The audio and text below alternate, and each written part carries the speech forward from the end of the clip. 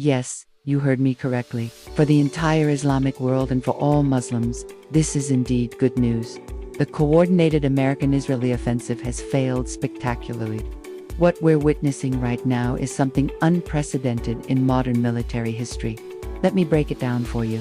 Right now, Benjamin Netanyahu and Donald Trump are publicly pointing fingers at each other. You pushed me into this. The infighting has reached such extreme levels that Donald Trump has now accused his own son-in-law Jared Kushner of pushing him toward war with Iran. He's also implicated Steve Witkoff, a special envoy for the Middle East, and Defense Secretary Pete Hegseth. According to Trump's accusations, these three individuals convinced him that if America didn't strike Iran first, Iran would strike America. Now let's think about this logically for a moment. Does America honestly believe Iran possesses intercontinental ballistic missiles capable of reaching the United States? We're talking about a 12,000-kilometer distance. Yet these three advisors convinced Trump that Iran was about to launch an attack on American soil. Here's the irony. When Iran and Israel previously clashed during the June 2025 war, did UNT strike first, then either? Israel initiated that conflict. And in this current escalation, the very first missile was fired by Israel, after which America entered the fray. Let me walk you through what America assembled for this operation. They had their Fifth Fleet positioned throughout the Middle East. They had military bases scattered across the region in Qatar, Bahrain, Kuwait, UAE. They transferred the USS Abraham Lincoln Carrier Strike Group from the South China Sea to the Persian Gulf. Then they went further. They moved the USS Gerald R. Ford, the world's largest aircraft carrier, all the way from the Mediterranean to Haifa port in Israel. They believed they had Iran completely surrounded. They thought the moment had come to impose their terms. And on February 28, 2026, Donald Trump gave the order to attack. But today is March 11, and everything has been turned completely upside down. I told you this would happen. I predicted that eventually they would come begging for negotiations and Iran would refuse, and exactly that has transpired. American officials are now saying, negotiate with us. But Iranian Foreign Minister Abbas Araghchi has given his answer. We will not negotiate with you. Why would they? America talks about negotiations with one hand while stabbing you in the back with the other. This is exactly what happened with Oman's mediation efforts. Oman's leadership was brought in. Oman's ambassador carried messages between Trump's envoys in Tehran. But throughout these so-called diplomatic efforts, America was simply preparing its military offensive. Iran saw this coming, and they dismantled the American plan completely. Iran didn't just foil American intentions. They obliterated them. Every single location where America had military bases, today, only ruins remain.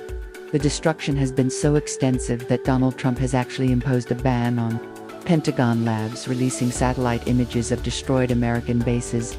No radar installations remain standing. No barracks are intact. CENTCOM, the U.S. Central Command, has officially confirmed at least 140 personnel were severely wounded, but reliable sources indicate the actual number of dead and injured is far higher, and America's bases weren't the only targets. Which Israeli city hasn't been hit by Iranian missiles? From cluster bombs to ballistic missiles, Iran has conducted sustained, relentless strikes. Their Shahed Hajj Qassam missiles and drones have wreaked havoc across the Middle East. Sophisticated radar systems, including the prized ADD batteries, have been completely destroyed. Right now, Iran dominates this conflict entirely. Think about this. After spending hundreds of billions, trillions, really, of dollars in the region, America is now demanding that Iran remove its naval mines from the Strait of Hormuz. Let me ask you something. If Iran wanted to remove those mines, why would they have laid them in the first place? Only Iran can remove them. And America does have the courage to even sail a boat, let alone a warship, through those waters with any sense of security. The global economy's jugular vein is in Iranian hands, and Iran has complete control over it. Not a single vessel is passing through without Iranian permission. And until that permission is granted, every Arab chieftain's oil trade remains frozen, their food imports blocked, their medicine supplies blocked. If this conflict continues and Iran doesn't back down, America has no oil front. They're trapped. Listen to what America is saying now. We're stuck. Someone get us out. They're running to Putin. They're contacting Chinese leadership. They're begging Arab rulers, save us. but they're sinking deeper into this quagmire with every passing day. There's only one way out. Apologize to Iran. Apologize for the girls' school that was hit by a Tomahawk missile. International media has now confirmed what Iran was saying all along. America initially claimed Iran had struck its own school to manufacture propaganda. But footage emerged, clear footage of a Tomahawk missile, which only America possesses, striking that school. At least 165 people were killed in that single strike. Most of them were school children. America lost this war morally before it lost it militarily. Now they're losing on both fronts. And in their desperation, they're blaming everyone, their son-in-law, their envoys, their defense secretary, anyone but themselves. They thought they could do to Iran what they did to Venezuela: seize the oil, control the supply, decide who gets energy and who freezes in the dark. But while the enemy makes their plans, Allah makes his. And under his plan, Iran did not bow. Iran did not surrender. Its military did not retreat. And not a single Iranian civilian took to the streets against their own government. Today, the Strait of Hormuz is closed. Today, America is appealing. Please don't lay those mines. Who brought the mines? Who controls them?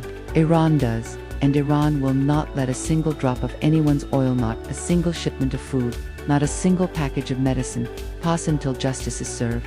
Iranian children have been martyred, Iranian commanders have been assassinated, and Iran will take its revenge from every nation that stood with America. America and Israel call themselves mighty. Iran has a different name for them, the Great Satan and the Little Satan.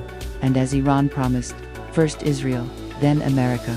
Today, despite spending billions upon billions of dollars, America cannot claim 1 inch of Iranian land, cannot claim 1 drop of Iranian oil, cannot claim 1 moment of Iranian submission. What greater failure could there be?